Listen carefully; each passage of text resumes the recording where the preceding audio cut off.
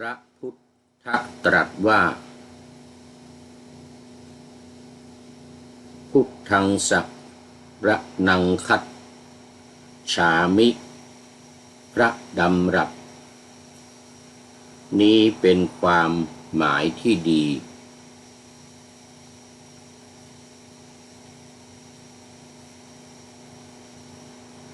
มีความสำคัญ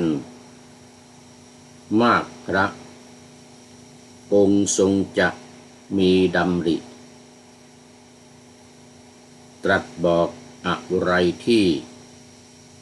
มีประโยชน์อย่างมากมายจึงต้องให้ระลึกนึกถึงคำนี้เอาไว้แต่ชาวพุทธพูดไปตามลมปากเท่านั้นเอง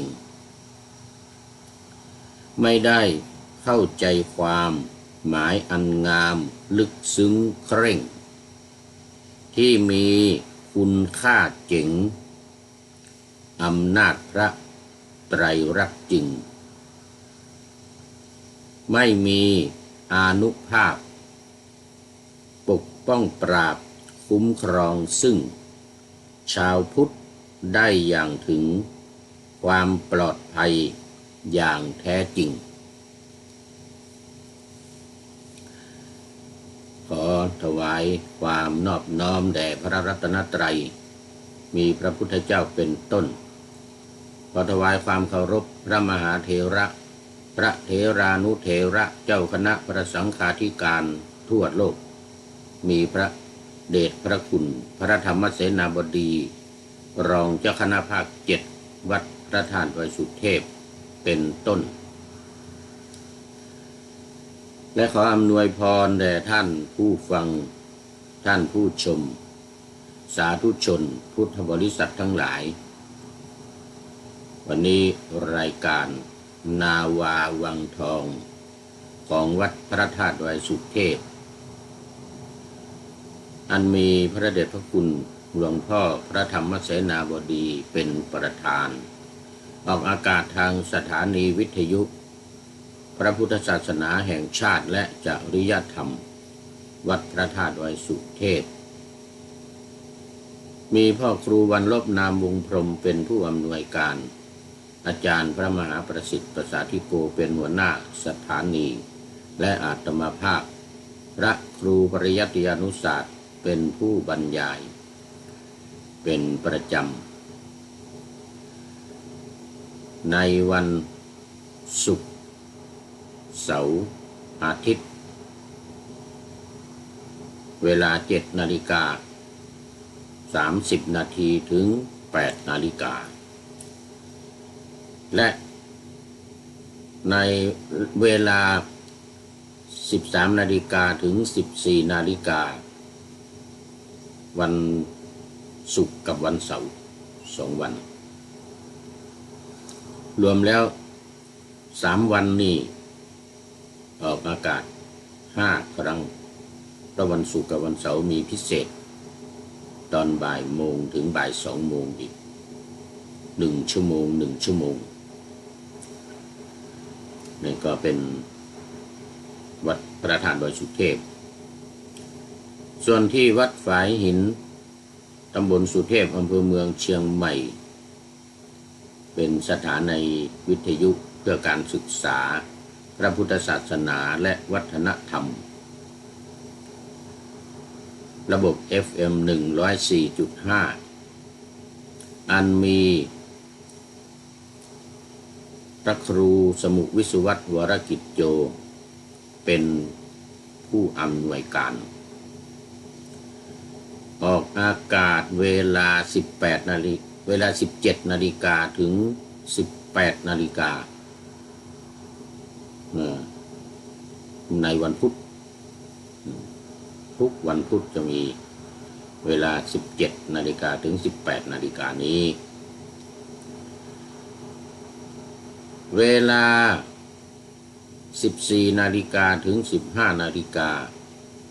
ในวันศุกร์และวันเสาร์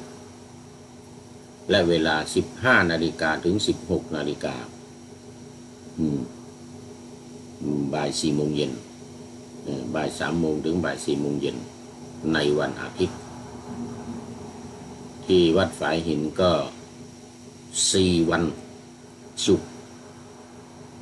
พุธศุกร์เสาร์อาทิตย์ 4 เวลาละ 1 ชั่วโมงอันนั้นก็โมทนาขอบคุณกับทางสถานีวิทยุทั้ง2 แห่งท่านผู้อำนวยการและหัวหน้าสถานีสำหรับวันนี้ก็บันทึกเสียงล่วงหน้าผ่านทางเฟซไลฟ์บุ๊กเฟซบุ๊กไลฟ์ว่าผิดเฟซบุ๊กไลฟ์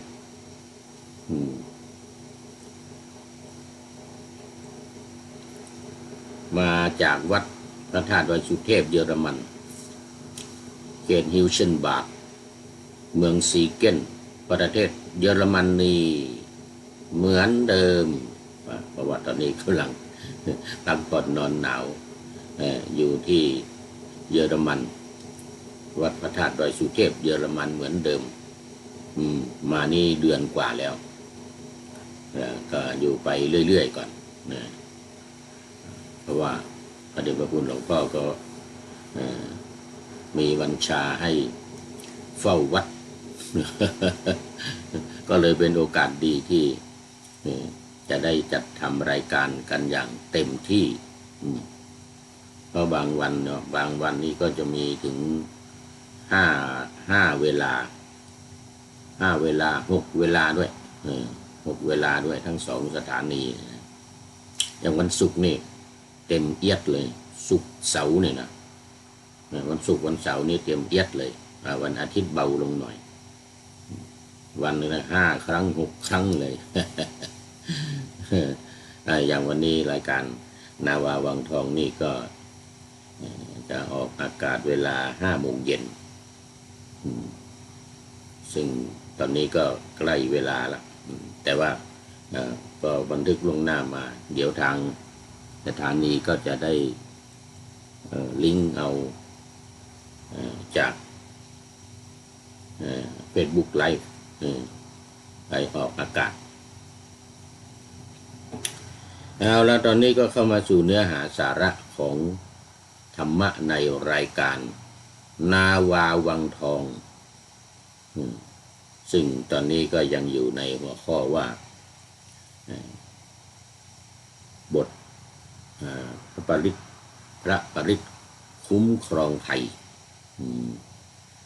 พระปริตคุ้มครองภัยก็มาถึงตอน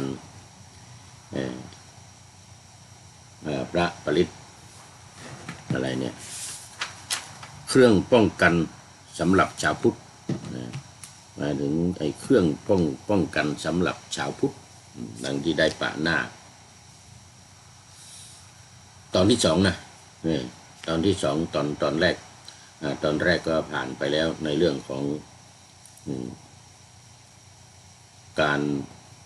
ว่าบทการประกาศบทพระปริตทีนี้ก็มาดูความหมายบทพระปริตแต่ละบทผ่านไปแล้ว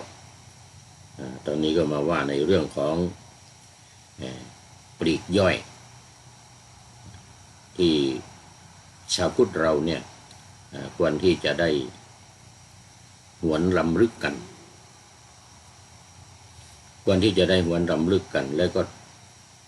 ท่องจำให้ไว้ในใจท่องติดปากท่องให้ติดปากจำให้ติดตาท่องให้ติดปากแล้วก็ภาวนาไว้ในใจทำไว้ในใจอย่างมั่นคงระลึกถึงอย่างมั่นคงไว้ในใจตลอดเวลาถ้าพลาดหรือไม่จดจำหรือลืมเนี่ยก็จะ จะไม่สามารถป้องกันภัยอันตรายได้ดังที่ได้ปาหน้าธรรมาสไว้วันนี้ว่าพระพุทธตรัสว่า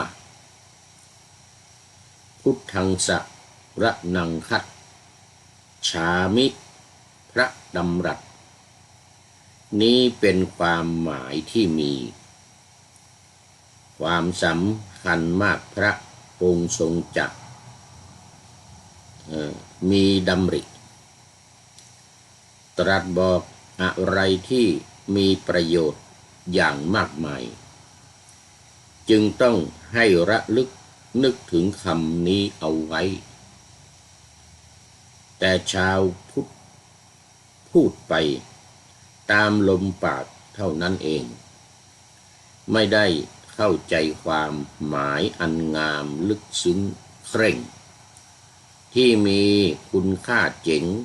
อำนาจพระไตรรัตน์จริงไม่มีอานุภาพปกป้องปราบคุ้มครองซึ่งชาวพุทธได้อย่างถึงความปลอดภัยอย่างแท้จริงอย่างแท้จริงคือคำว่าพุทธังสรณังคัจฉามิเป็นต้นนะมีปยานไว้ก็มีธัมมังอีกสังฆังอีกธัมมังสรณังคัจฉามิสังฆังสรณังคัจฉามิเนี่ยต้องทำต้องท่องต้องจำไว้ในใจแล้วก็รู้ความหมายนะรู้ความหมายบทเนี้ยท่องไว้จำไว้เลยพุทธังสรณังคัจฉามิธัมมังสรณังคัจฉามิสังฆังสรณังคัจฉามิความหมายคือข้าพเจ้ามีพระพุทธเจ้าเป็นที่พึ่งมีพระธรรมเป็นที่พึ่งมีพระสงฆ์เป็นที่พึ่งต้องให้ขึ้นใจจดจำไว้ในใจเลยแล้วว่านี่สะดุ้งอะไรเนี่ยนะแล้วก็เปล่งอุทานออกมาเป็นพุทธังสรณังคัจฉามิเลยธัมมังสรณังคัจฉามิเลยสังฆังสรณังคัจฉามิโดยเขาเรียกว่าโดยอัตโนมัติเลยหรือไม่หรือภาษาไทยก็ได้ข้าพเจ้ามีพระพุทธพระธรรมพระสงฆ์เป็นที่พึ่งเท่านั้นไม่มีอย่างอื่นเป็นที่พึ่งเลยและการที่จะพึ่งพระพุทธพระธรรมพระสงฆ์เนี่ยพระพุทธองค์ทรงแนะแนวเอาไว้ว่าต้องพึ่งธรรมเป็นหลักพึ่งธรรมเป็นหลักซึ่งธรรมเนี่ยจะพึ่งได้เนี่ยอาศัยตนที่ผ่านมาเราจึงมีหัวข้อว่าพึ่งธรรมพึ่งตนพึ่งตนพึ่งธรรมจะพึ่งธรรมได้เนี่ยมันต้องอาศัยตัวเองตนเองเนี่ยจะต้องปฏิบัติตามธรรมจะต้องจำจดจำธรรมะเนี่ยให้แม่นยำธรรมะในพระพุทธศาสนาที่พระพุทธองค์ทรงตรัสไว้เนี่ย84,000 พระธรรมขันธ์เนี่ยจำไม่หมดก็ไม่เป็นไรแต่ว่าต้องจำอย่างใดอย่างหนึ่งมีคำว่าพุทธังสรณังคัจฉามินี่เป็นต้นหรือพุทโธเมนาโถนี่เป็นต้นหรือนัตถิเมสรณังอัญญังนี่พุทโธเมสรณังวรังนี่ที่พึ่งอื่นของเราไม่มีพระพุทธเจ้าพระธรรมพระสงฆ์เท่านั้นเป็นที่พึ่งอันประเสริฐของข้าพเจ้านี่เหล่านี้ทางภาษาบาลีภาษาไทยต้องท่องไว้ให้แม่นยำจำให้ติดใจจำให้ติดตาจำให้ติดปากเลยให้ติดปากให้ติดตาให้ติดใจ3อย่างนี้จะนั่งจะนอนจะยืนจะเดินเนี่ยเหมือนบทประพันธ์ที่ลงท้ายทุกๆครั้งนั่งนอนยืนเดินจำตลอดเวลาตั้งแต่ตื่นขึ้นมาจนถึงหลับไปที่ว่าไว้ในสุดท้ายลงท้ายของรายการทุกครั้งลงท้ายของรายการทุกครั้ง นั่งนอนยืนเดินจำตลอดเวลาตั้งแต่ตื่นขึ้นมาถึงหลับไป เอาอย่างนั้นเลยตั้งแต่ตื่นขึ้นมาถึงหลับไปเลยจึงจะคุ้มครองเราได้อย่างแท้จริงถ้าไม่มีความพยายามความอุตสาหะความศรัทธาความเชื่อความเลื่อมใสในการที่จะจดจะจำนี่มันก็ไม่จำนะไม่จำไม่มีทางต้องเอาใจใส่วิมังสาเนี่ยในอิทธิบาทสี่เนี่ยนะในอิทธิบาทสี่ฉันทะวิริยะจิตตะวิมังสาไอตัววิมังสาเนี่ยตัวสำคัญมากเลยมีฉันทะก็จริงนะมีความพอใจก็จริงนะแต่ไม่มีวิมังสานี่จบเลยนะจบเลยไม่มีวิมังสาจบเลยมันต้องไตร่ตรองให้แม่นยำให้เข้าใจแล้วก็จำไว้ในใจอย่างแนบแน่นมั่นคงเป็นอัตโนมัติเลยนะปุ๊บว่าออกมาเลยเนี่ยเหมือนที่เราให้ฟังเหมือนที่เราให้ฟังนางในพระไตรปิฎกก็มีนะมีเยอะเลยมีเรื่องเล่าให้ฟังเยอะที่เล่าผ่านมาแล้วนะไม่ว่าจะเป็นเรื่องเด็กที่ถูกยักษ์ลากขามากินเนี่ยนะแต่ต้องปุ๊บว่าออกมาเลยนะโมพุทธัสสะ3 คำนี่แหละ3-4 คำเนี่ยนะนะโมพุทธัสสะ5 คำเอาแค่นี้จะว่าอรหันตัสสะด้วยก็ได้นะอะระหะโตอะระหะโตอะระหะโตโตละหันตัสสะเนี่ยนะคือมันเป็นต่อเนื่องกันนะโมตัสสะภะคะวะโตอะระหะโตสัมมาสัมพุทธัสสะเนี่ยนะแต่ไม่ต้องเอาทั้งหมดนะโมตัสสะภะคะวะโตจบนะโมตัสสะแค่นี้ก็มหาศาลเลยพลังมหาศาลเลยหรือนะโมพุทธัสสะเพิ่มเข้ามาด้วยก็ได้นะโมพุทธัสสะเนี่ยที่นิยมกันในสมัยโบราณเนี่ยนะที่ใครจะละเมอหรืออุทานเปล่งอุทานออกมาเวลาตกใจปุ๊บเปล่งอุทานออกมาเลยอย่างเด็กที่ว่าเนี่ยเด็กที่ว่านอนอยู่ใต้เกวียนยับมาโอ้โหวันนี้อร่อยเลยไม่ต้องไปหาอะไรที่ไหนกินเนี่ยเด็กมานอนอยู่นี่บอกสบายเลยทีนี้ จะกินเลยเนี่ยพอมือเขาไปแตะเท่านั้นแหละจะดึงขามาอย่างนี้นะโอ้ร้อนเลยร้อนเป็นไฟเลยจับไม่ได้เลยแล้วเด็กก็อุทานออกมาด้วยนะโมพุทธัสสะนะโมตัสสะภะคะวะโตอะระหันตัสสะเนี่ยนะว่าตรงไหนก็ได้ให้มันเป็นการนอบน้อมถึงพระพุทธเจ้าอานุภาพมาแล้วอานุภาพพลังอย่างมหาศาลมาแล้วไฟออกจากนั่นเลยจับไม่ได้เลยจับขาของเด็กไม่ได้เลยโอ้โหแล้วก็ได้ยินว่านะโมพุทธัสสะได้ยินว่านะโมตัสสะนี่ก็โอ้ทุกยักษ์นี่ก็นึกถึงอันนี้ลูกศิษย์พระพุทธเจ้านี่ลูกศิษย์พระพุทธเจ้าเนี่ยเราจะไปล่วงเกินไปทำอะไรให้เด็กนี่ไม่ได้เลยอย่างนี้เป็นต้นนั่นแหละมันอานุภาพมันมีจริงแต่ว่าต้องมีความเชื่อมีศรัทธาจริงๆและทำจริงๆจำจริงๆติดหูติดตาคือเสียงติดหูเลยนะภาพตัวหนังสือติดตาเลยแล้วก็ติดปากด้วยอุทานออกมาปุ๊บว่าเลยนะโมตัสสะหรือ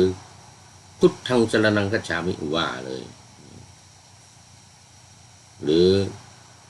อะไรพุทโธเมนาโธมาเลยนัตติเมสรนังอัญญังอย่างนี้เลยเลยจะเอาแค่พุทโธไปเลยพุทโธเมสรนังวรังนะอย่างเงี้ยมันจึงจะมีอานุภาพแต่นี่ในหนังสือหลักการชาวพุทธของธรรมนาวาวังนี่นะหลักการธรรมนาวาวังของโครงการปูทางสู่ธรรมนาวาของสำนักพระราชวังนี้เขียนไว้ในหน้าที่73ว่าพระพุทธเจ้าตรัสไว้ว่าพุทธังสรณังคัจฉามิธัมมังสรณังคัจฉามิสังฆังสรณังคัจฉามิเนี่ยนะคือไตรลักษณ์ให้ครบเนี่ยนะพุทธธรรมสังฆะเป็นความหมายที่มีความสำคัญมากพระองค์ทรงต้องการบอกอะไรแก่ชาวพุทธจึงต้องให้ระลึกถึงคำนี้อยู่เสมอแต่ชาวพุทธก็พูดกันไปตามลมปากเพียงเท่านั้นไม่ได้เข้าใจความหมายอันลึกซึ้งที่มีคุณค่าอำนาจพระพุทธพระธรรมพระสงฆ์จึงไม่มีอานุภาพปกป้องและคุ้มครองป้องกันชาวพุทธได้อย่างแท้จริงนี่จุดมุ่งหมายที่พระพุทธเจ้าทรงต้องการให้ชาวพุทธทราบในคำที่ตรัสไว้นั้นคือการระลึกทางใจเมื่อเกิดมีภัยแห่งความกลัวเข้ามาคุกคามจิตใจเราระลึกถึงอะไรเป็นที่พึ่งทางใจหากใครระลึกถึงวัตถุมงคลวัตถุเครื่องปลูกเสกเครื่องรางของขลังต่างๆหลวงพ่อนั้นหลวงพ่อนี้เกจินั้นเกจินี้ซึ่งเป็นของปลูกเสกเป็นของสมมุติกันขึ้นมาของปลูกเสกเป็นของสมมุติกันขึ้นมาเนี่ยเอามาเป็นที่พึ่งเนี่ยหรือของดีอะไรต่างๆนานาตะกรุดหรืออะไรเหล็กไหลอะไรเหล่านี้นะเอาเหล่านี้มานะ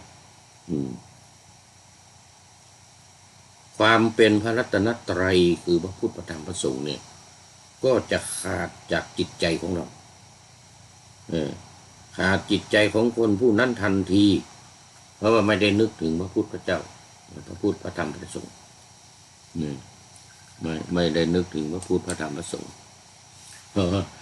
มีโยมโทรเข้ามาโยมโทรเข้ามาจาก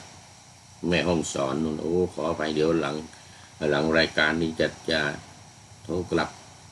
ขอไปตอนนี้กำลังจัดรายการนี่ก็ไม่มีอำนาจในการที่จะคุ้มครองรักษาผู้นั้นได้แต่หากผู้ใดระลึกถึงพระพุทธพระธรรมพระสงฆ์เป็นที่พึ่งทางใจอำนาจของรัตนตรัยก็จะเกิดอานุภาพคุ้มครองผู้นั้นแต่ไม่ใช่ระลึกเพียงครั้ง2 ครั้งเท่านั้นจะต้องเป็นการระลึกถึงอยู่อย่างสม่ำเสมอบางคนหรือส่วนใหญ่นะที่ชอบในเรื่องเครื่องรางของขลังของปลุกเสกทั้งหลายจตุคามรามเทพบ้างอะไรบ้างเนี่ยนะทั้งหลายนี่ก็มักจะพูดว่ามันเป็นปุคลาธิฐานว่างั้นนะมันเป็นปุคลาธิฐานส่วนการระลึกถึงพระพุทธพระธรรมพระสงฆ์มันเป็นธรรมาธิฐานมันไม่มีมันมองไม่เห็นไอ้ธรรมาธิฐานนี่มันมองไม่เห็นส่วนปุคลาธิฐานอย่างพระพุทธรูปอย่างเงี้ยหลวงพ่อโสธรอย่างเงี้ยนะหรือไม่ก็พระพุทธรูปอะไรพระไสยอย่างเงี้ยนะไหนอีกในที่ต่างๆพระพุทธรูปไปนะเขาบอกว่ามันเป็นปุคลาธิฐานดี คือมันเห็นด้วยตาแล้วก็มันจับได้ เห็นได้มันชัดเจนเหมือนกันนะมันชัดเจนแล้วก็มันก็สื่อไปถึงพระพุทธเจ้าสื่อไปถึงพระพุทธเจ้าแต่ในนี้ในหนังสือของธรรมนาวาวังนี้ถือว่ามันเป็นการเสียเวลาถือว่ามันเป็นการเสียเวลานะไม่มันมัวไปติดอยู่สิ่งเหล่านั้นมันบุคลาธิฐานทั้งหลายอย่างที่ว่าเนี่ยนะมันเป็นการเสียเวลาเสียเงินเสียทองต้องไปซื้อไปเช่ามา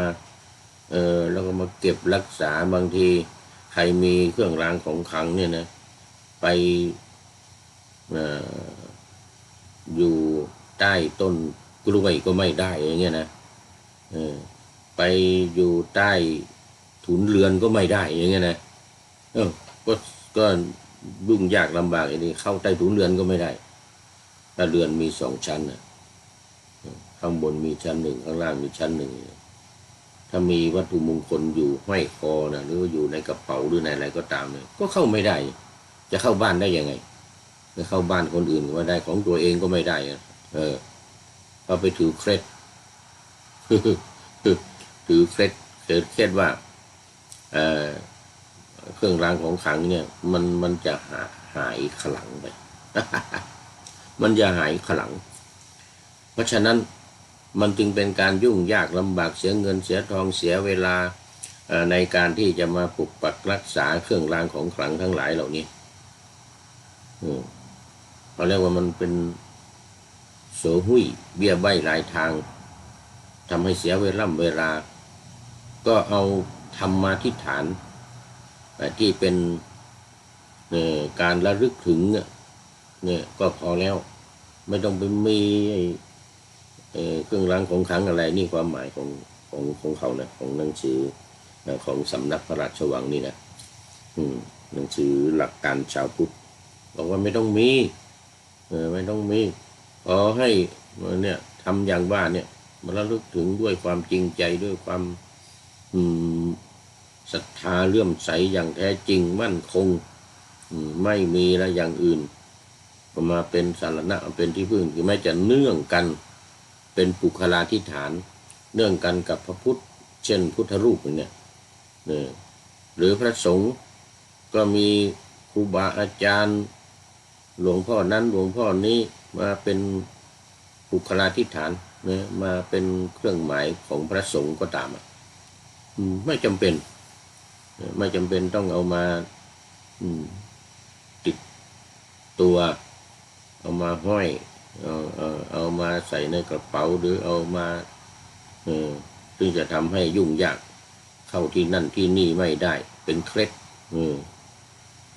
ไม่อยู่ใต้ต้นกล้วยก็ไม่ได้อย่างเงี้ยนะก็จะทำลำบากจะไปไหนก็ลำบากเข้าใต้ถุนเรือนก็ไม่ได้อย่างเงี้ยนะซึ่งมันจะทำให้มีเงื่อนไขมีภาระมากขึ้น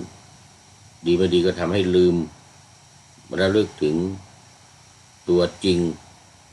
คือพระพุทธพระธรรมพระสงฆ์ตัวจริงเหมือนกันนะ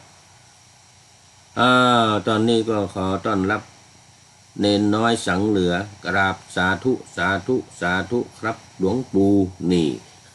โอ้สาธุสาธุเป็นไงบ้างสุขภาพความเจ็บป่วยอาพาธสุขภาพความเจ็บป่วยอาพาธเป็นไงบ้างสบายดีขึ้นแล้วหรือยังโอ้รักษาสุขภาพเด้อเส้นเลือดในหัวใจตีบไป2 เส้นออกกำลังกายแล้วก็ถ้ามันหนักก็ไปเป่าลูกโป่งที่โรงพยาบาลเป่าบอลลูนส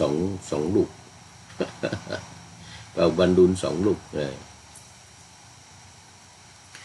แล้วนะนี่ระลึกถึงพระพุทธพระธรรมพระสงฆ์ไว้ระลึกถึงพระพุทธพระธรรมพระสงฆ์ไว้เมื่อวันก่อน ก็ฟังรายการของท่านอาจารย์พระมหาประนอมวัดจากแดงพูดถึงเรื่องของอานุภาพพระ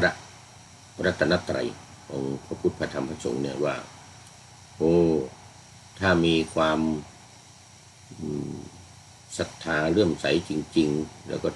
ท่องให้จำรู้ความหมายใช้เวลาประมาณ2 เดือนครึ่งบางกันนะต้องอย่างน้อยนะ2 เดือนครึ่งในการท่องให้จำเข้าทำความเข้าใจในความหมายในบทสวดนั้นๆอันนี้ไม่ได้อันนี้มีนะโมตัสสะเป็นต้นนะและบทอื่นๆอีกเช่นบทเมตตาสูตรเนี่ยเมตตาสูตรที่มีอานิสงส์11 ประการเนี่ยนะอันนี้ต้องจำให้แม่นยำเลยหรือกรณียเมตตาสูตร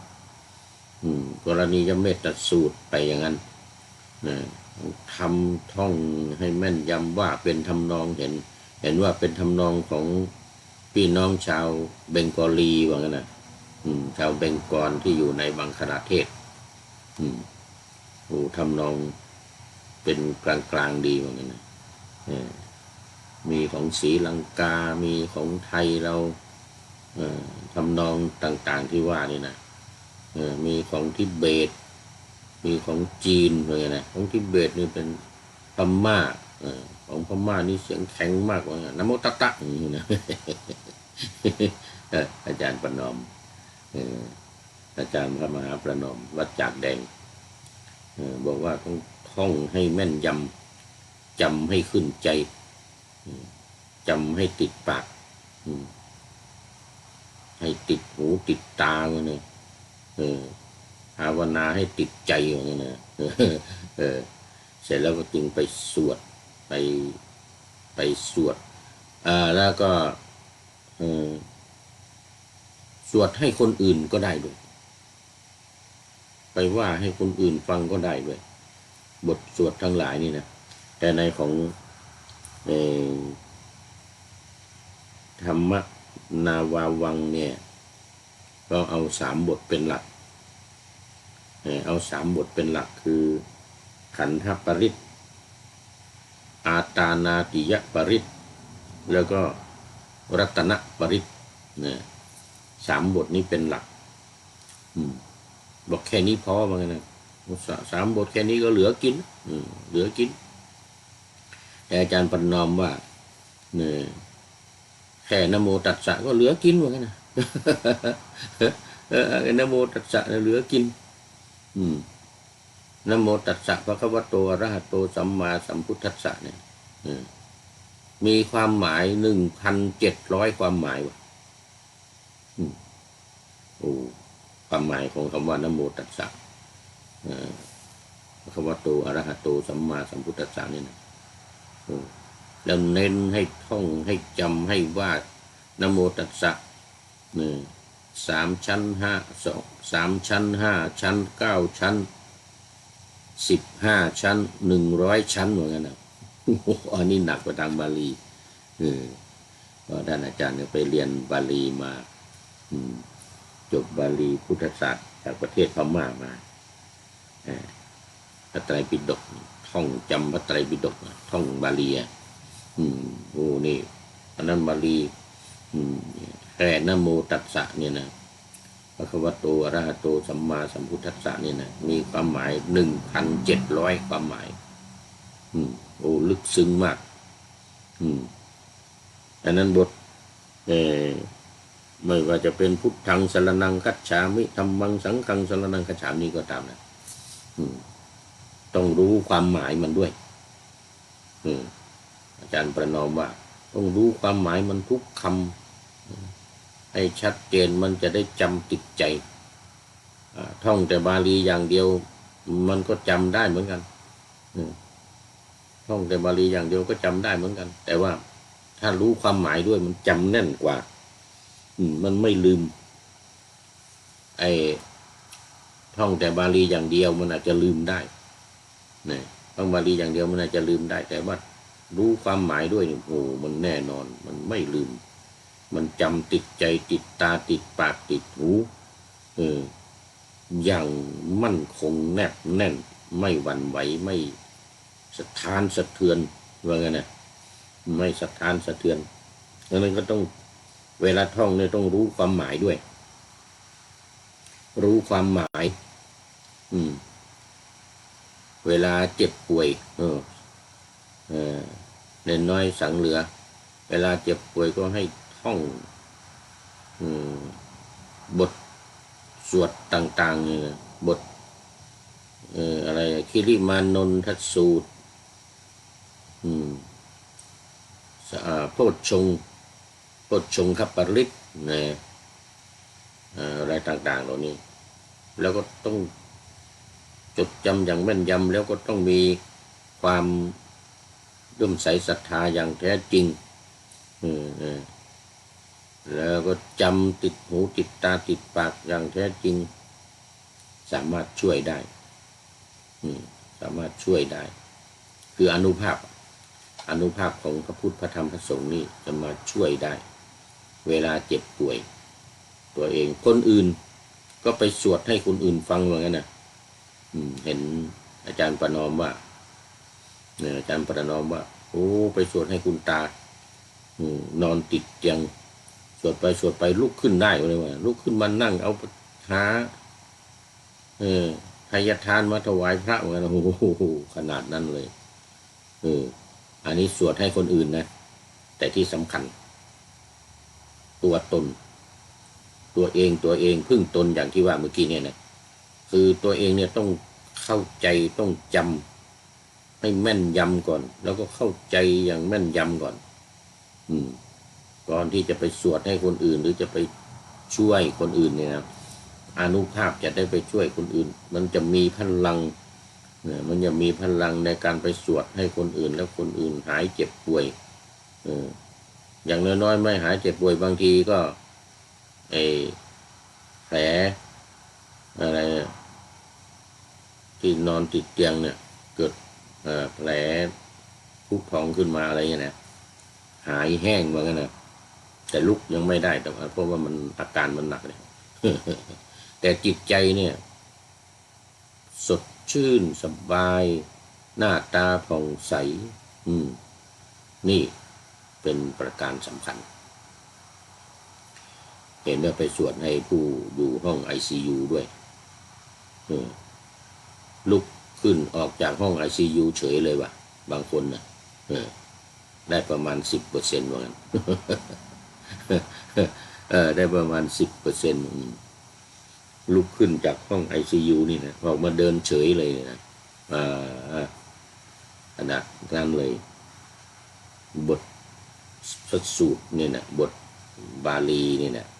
บทสวดต่างๆนี่นะโดยเฉพาะเมตตาสูตรกรณียเมตตาสูตรหรือมหาเมตตาใหญ่มหาเมตตาใหญ่นี่ก็นิยมกันมากแต่ในที่นี้ในรายการของเรานี้จะเน้นเฉพาะพระรัตนตรัยเท่านั้นอย่างอื่นไม่ต้องอย่างอื่นไม่ต้องเอาพระรัตนตรัยนี่แหละเป็นหลักใหญ่สูตรอื่นบทอื่นอย่างอาตานาติยะปริตหรือขันธปริตอะไรเนี่ยก็ว่าได้ประกาศได้สวดได้แต่ว่าเอาหลักใหญ่คือรัตนปริตเนี่ยนะ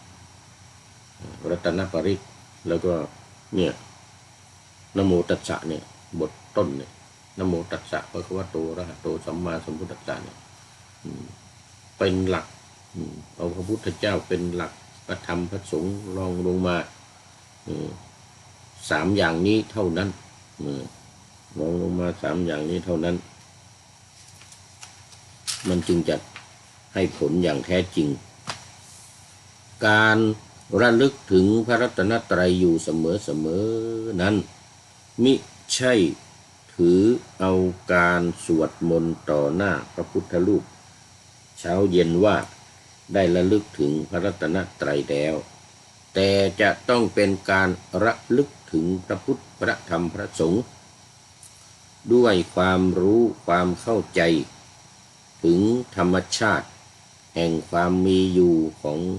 พลังอันบริสุทธิ์แห่งพระรัตนตรัยนี้จึงจะถูกต้องอันนี้ก็คือว่าไม่ใช่ว่าสวดกัน2 ครั้งโอ้โหมากมายแล้วตื่นเช้ามาทำวัดเช้าสักครั้งหนึ่งตอนเย็นทำวัดเย็นสักครั้งหนึ่งตอนกลางวันไม่รู้ไปทำอะไรปล่อยไปเลยลืมไปเลยหายไปเลยไม่ได้สนใจอะไรอย่างนี้ไม่ได้ต้องทุกลมหายใจต้องตลอดเวลาแล้วก็รู้ความหมายอย่างชัดเจนแท้จริงในคำที่ท่องเหล่านั้นบาลีเหล่านั้นโดยท่องคำแปลท่องความหมายมันเนี่ยไว้ด้วยเท่ากันกับภาษาบาลีนั่นเลยเท่ากันกับภาษาบาลีนั่นเลยพุทธะไม่ใช่ตัวตนรูปร่างของพระพุทธเจ้าแต่คือธาตุแห่งความรู้ตื่นเบิกบานที่เรียกว่าพุทธภาวะเรียกว่าพุทธภาวะคือไม่ได้หมายถึงร่างกายของพระพุทธเจ้าเนี่ยตัวของพระพุทธเจ้าร่างกายที่เห็นเนี่ยเป็นแข้งเป็นขาเป็นหน้าเป็นตาเป็นหูเป็นจมูกเนี่ยนะมันเป็นเพียงธาตุ4มารวมกันเท่านั้นแล้วก็มีอากาศวิญญาณเกิดขึ้นตามมาธาตุ6อย่างเนี่ยเท่านั้นมันจะสูญสลายหายไปมันไม่อยู่คงทนไม่อยู่กับที่อะไรมันเป็นเพียงธาตุเท่านั้นแต่ที่สำคัญมันที่สำคัญมันคืออะไรคือความรู้ความตื่นความเบิกบานของพระพุทธเจ้าก็คือคุณธรรมที่มีในพระพุทธเจ้าที่มีในพระสงฆ์เจ้านี่ธรรมะศีลและธรรมนั่นเองที่มีในพระพุทธเจ้าอย่างพระพุทธเจ้านี่มีลักษณะที่ว่ามีความรู้คำว่าพุทธะแปลว่ารู้เขาเรียกว่าเป็นสัพพัญญุตญาณรู้ทุกสิ่งทุกอย่างในบทสวดสรรเสริญนั้นเราจะมีว่าโลกวิทูผู้รู้แจ้งโลกในที่นี้ก็หมายถึงเนี่ยต้นไม้ใบหญ้าแผ่นดินและก็สัตว์ทั้งหลายเนี่ยคือโลกคนทั้งหลายมนุษย์ทั้งหลายนี่คือโลกโลกเนี่ยหมายถึงสิ่งเหล่านี้ซึ่งมีความแปรปรวนเป็นธรรมดามีความแตกสลายเป็นธรรมดาไม่ยั่งยืนไม่คงทนจะต้องแตกสลายไปในวันใดวันหนึ่งในคำอธิบายในพระไตรปิฎกบอกว่าที่คำว่าโลกเนี่ยนะโลกะเนี่ยนะมันมีความหมายว่าแตกเนี่ยหรือทำลายหรือสลายจึงเรียกว่าโลกเพราะฉะนั้นไม่ว่าจะมนุษย์ไม่ว่าจะสัตว์ไม่ว่าจะต้นไม้ใบหญ้าอาคารตึกรามบ้านช่องทั้งหลายเครื่องบินรถยนต์แม้แต่ระเบิดปรมาณูอาร์มาเกดดอนแกดแดนทั้งหลายนี่นะมันเป็นเพียงธาตุมารวมกันเท่านั้นมันไม่ได้ยั่งยืนถาวรไม่ได้เป็นสิ่งที่ดีเด่ยอดเยี่ยมอะไรทางกลับกันเป็นสิ่งร้ายเป็นสิ่งชั่วร้ายเป็นอันตรายด้วยซ้ำไปอาร์มาเกดดอนปล่อยทีหนึ่งเนี่ยดูเหมือนตอนสงครามโลกครั้งที่2ที่ญี่ปุ่นโดนอเมริกาบอมที่ฮิโรชิมางานาซากิมันเป็นภัยเป็นอันตราย ตรงกันข้ามเลย ตรงกันข้ามเลยเนี่ยมันแทนที่ว่าจะเป็นของดีมันไม่ดีอ่ะสิ่งทั้งหลายเราเนี่ยดูเป็นสิ่งที่ไม่ดีสิ่งที่ดีคืออะไรนี่พุทธะนี่ธรรมะนี่สังฆะเนี่ยเป็นสิ่งที่ดีถึงแม้ว่าจะเป็นนามธรรมแม้จะเป็นธรรมาธิฐานก็ตามแต่ถ้าเราเอาใจใส่สนใจติดตามทำให้ขึ้นใจทำให้จดจำติดหูติดตาติดใจจะมีอานุภาพมาช่วยเราอย่างแน่นอนดังนั้นจึงต้องอาศัยตนอย่างว่า สุดท้ายคือตนเรานี่แหละตนเรานี่แหละจะทำหรือไม่ทำจะเอาหรือไม่เอาจะได้หรือไม่ได้จะมีอานุภาพมาช่วยหรือไม่มีอยู่ที่เรานี่เองอยู่ที่ตนอยู่ที่ตนธรรมะก็เป็นธรรมะที่อยู่ในโลกนี้เป็นสิ่งที่มีอยู่ในโลกนี้ไอ้เรานี่แหละตนน่ะตนแลเป็นที่พึ่งของตนอย่างว่านี่แหละจะเป็นที่พึ่งของตัวเองหรือไม่จะเอาหรือไม่จะท่องจำหรือไม่จำหรือไม่จำนี่แหละนี่เรื่องของมัน มันอยู่ตรงนี้มันอยู่ตรงนี้มันอยู่ที่ใจของเรานี่อยู่ที่ตัวของเรานี่พระพุทธองค์จึงตรัสว่าให้พึ่งตนอัตตาหิอัตโนนาโถตนแลเป็นที่พึ่งของตนโกหินาโถปโรสิยาคนอื่นใครเล่าจะเป็นที่พึ่งได้ไม่มีใครที่จะมาเป็นที่พึ่งได้แม้พระพุทธเจ้าพระปัจเจกพุทธเจ้าหรือพระอรหันตสาวกทั้งหลายก็ช่วยเราไม่ได้ช่วยเราไม่ได้เรานี่แหละต้องเอาท่านเป็นตัวอย่างเป็นเยี่ยงอย่างแล้วก็ปฏิบัติตามพระพุทธปฏิบัติตามพระธรรมปฏิบัติตามพระสงฆ์นี่เป็นส่วนสำคัญธรรมะไม่ใช่บทสวดมนต์หรือหนังสือธรรมะแต่คือธาตุแห่งความจริงแท้ที่เรียกว่าสัจธรรมอันนั้นคือธรรมะที่แท้จริงสัจธรรมหรืออริยสัจสี่ประการเนี่ยนี่คือธรรมะที่แท้จริงแล้วมันจะเอามาเป็นที่พึ่งของเราได้ยังไงมันเป็นนามธรรมมันเป็นสิ่งที่จับต้องไม่ได้แต่เราเอามาเพราะตัวเรานี่แหละเรื่องของเรื่องมันเพราะตัวเราปฏิบัติตามธรรมปฏิบัติตามคำสอนที่เรียกว่าเป็นธรรมะนี่ผ่านไปมาฆบูชาผ่านไปนี่จำหลักให้แม่นยำหลักการ3วิธีหลักการ3อุดมการณ์4วิธีการ6อย่างเงี้ยนะอันนี้มันจะช่วยเราได้อันนี้คือธรรมะธรรมะคือความจริงแท้หรือสัจธรรมสัจธรรมต่อไปสังฆะไม่ใช่ความเป็นนักบวชแต่คือการปฏิบัติดีปฏิบัติชอบที่เรียกว่าสุปฏิปันโนนี่คือสังฆะไม่ใช่ว่าเอาผ้าเหลืองมาห่มแล้วก็เป็นสังฆะแล้วไม่ใช่อย่างนั้นนั่นมันเป็นโดยสมมุติเนี่ยมันเป็นโดยสมมุติการออกบวชเนี่ยเอาผ้าเหลืองมานุ่งเนี่ยปาสิกะก็ตามสีแดงสีขาวสีอะไรก็ตามเอามานุ่งเนี่ยมันเป็นการสมมุติเท่านั้นเนี่ยมันไม่ใช่สงฆ์ที่แท้จริงสงฆ์ที่แท้จริงคืออะไรสงฆ์ที่แท้จริงนี่คือการปฏิบัติดีปฏิบัติชอบอย่างในบทสรรเสริญพระสงฆ์ที่เราสวดกันอยู่ทุกวันบ่อยๆว่าสุปฏิปันโนภควโตสาวกสังโฆอุชุปฏิปันโนยายะปฏิปันโนสามีจิปฏิปันโนนี่คือพระสงฆ์ที่แท้จริงนี่คือพระสงฆ์ไอ้ที่นุ่งผ้าเหลืองนั่งพูดอยู่เนี่ยนะมันไม่ใช่พระสงฆ์ที่แท้จริงหรอกแต่ก็ไม่ปลอมนะไม่ปลอมนะมันเป็นความจริงนะโดยสมมุติมันเป็นความจริงมันมี2อย่างนะ1ความจริงโดยสมมุติ2ความจริงโดยปรมัตถ์ นี่ความจริงโดยปรมัตถ์นี่ปฏิบัติดีปฏิบัติชอบนี่สุปฏิปันโนนี่ความจริงโดยปรมัตถ์เลยล่ะอุชุปฏิปันโนปฏิบัติตรงยายะปฏิปันโนปฏิบัติเป็นธรรมสามีจิปฏิปันโน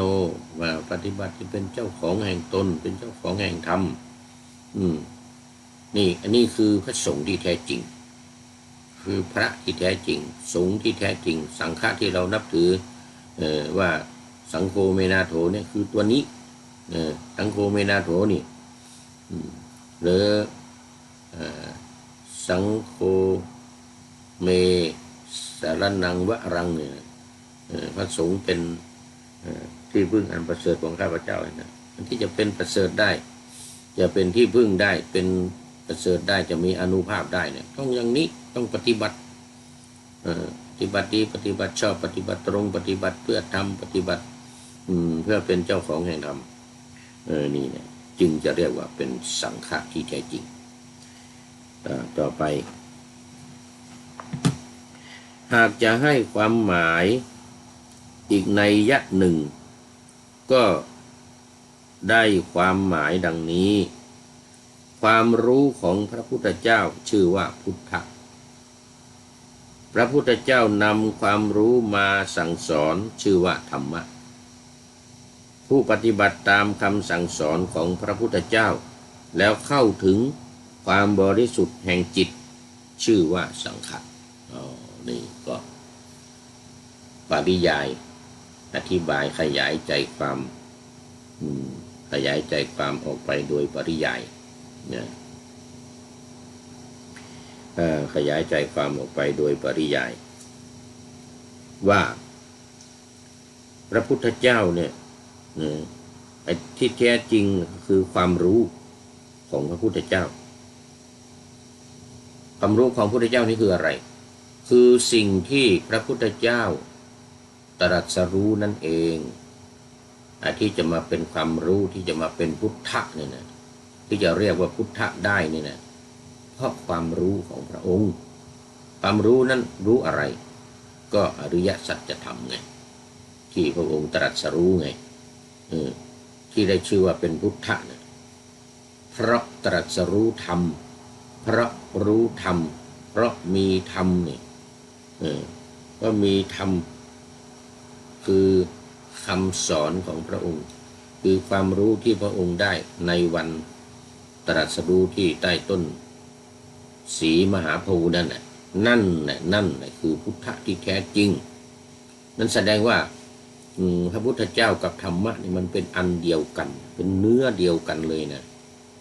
เป็นเนื้อเดียวกันเลยเพราะว่าจะมีธรรมะจะมีพุทธะได้เนี่ยต้องมีธรรมะพระพุทธเจ้าจะเป็นพุทธเจ้าได้ต้องรู้ธรรมต้องมีความรู้ต้องรู้ธรรมไหมถ้าไม่มีธรรมะอยู่ไม่มีความรู้ซึ่งธรรมะก็เป็นพุทธะไม่ได้จะเป็นพุทธะได้ยังไงเป็นพุทธะไม่ได้เพราะฉะนั้นในวันตรัสรู้เนี่ยจึงเกิดขึ้นพร้อมกันเลยพระพุทธกับพระธรรมเนี่ยประสงค์มาทีหลังโน่นป่าอิสิปตนมฤคทายวันตามไปหาพระสงฆ์ให้เกิดขึ้นตรัสรู้แล้วมีแต่พุทธะกับธรรมะเนี่ยสังฆะไปไหนวะเนี่ยสังฆะไม่มี เดินทางออกจากพุทธยาอุรุเวลาเสนานิคมเนี่ยนะไปนู่นเลยป่าอิสิปตนมฤคทายวันเมืองพาราณสีนู่นให้เกิดสังฆะให้เกิดผู้รู้ตามนี่ผู้ให้เกิดผู้ปฏิบัติตามคำสอนของพระพุทธเจ้าแล้วก็เข้าถึงความบริสุทธิ์แห่งจิตเข้าถึงความบริสุทธิ์แห่งจิตเหมือนพระพุทธเจ้าความบริสุทธิ์แห่งจิตเหมือนพระพุทธเจ้าขออภัยเดี๋ยวจะต้องไปเอาบทลงท้าย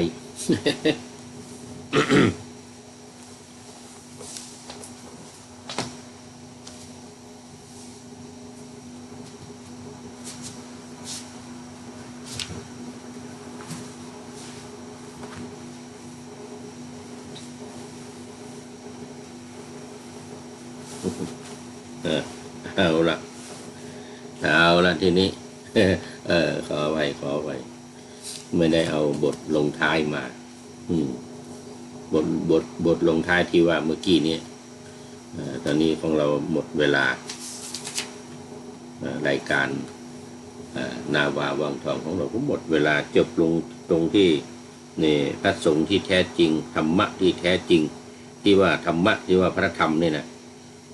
ก็คือพุทธเจ้านำเอาความรู้ที่ได้สอนเนี่ยมาจึงเรียกว่าเป็นธรรมะแล้วก็พระสงฆ์ผู้ปฏิบัติตามจึงเป็นพระสงฆ์เอาแล้ววันนี้หมดเวลาเนนน้อยสังเหลือก็เป็นท่านสุดท้ายในรายการวันนี้เข้าสู่เส้นชัยของรายการโอ้ขโมทนาเป็นอย่างยิ่ง ขอนำนาวาวังทองไปก่อนแล้วจะย้อนมาใหม่ในวันหน้าคือวันพุธศุกร์เสาร์อาทิตยาตามเวลาตารางอยู่ข้างในเป็นธรรมะจากพระราชวังเป็นนาวาโด่งดังสว่างไสว